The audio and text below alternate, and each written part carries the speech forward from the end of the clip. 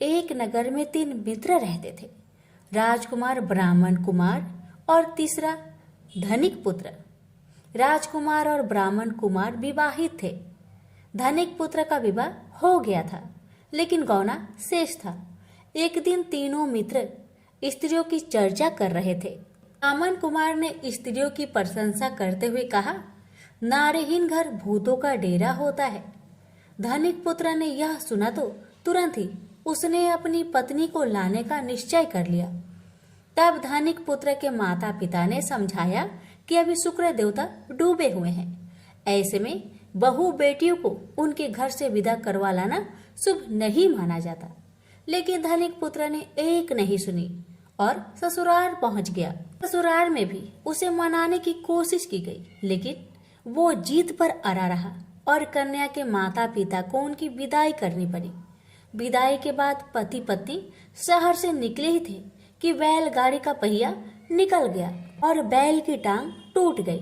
दोनों को चोट लगी, लेकिन फिर भी वो चलते रहे।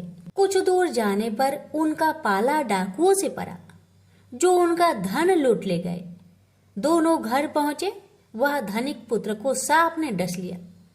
उसके पिता ने वैद्य को बुलाया तो वैद्य ने बताया कि वो 3 दिन में मर जाएगा।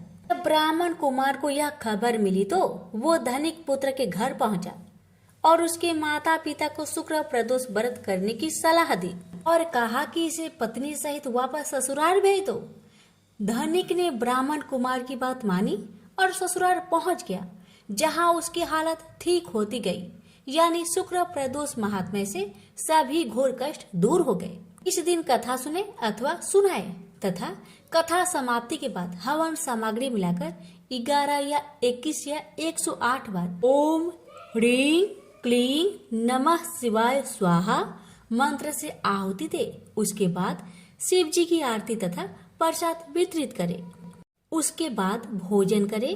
कहा जाता है कि शुक्रवार को प्रदोष व्रत सौभाग्य और दाम्पत्य जीवन में सुख समृद्धि भर देता है। यही कारण है कि आज के प्रदोष व्रत का काफी खास माना जा रहा है।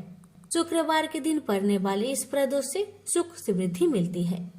प्रेम से बोलिए उमापति शंकर भगवान की जय।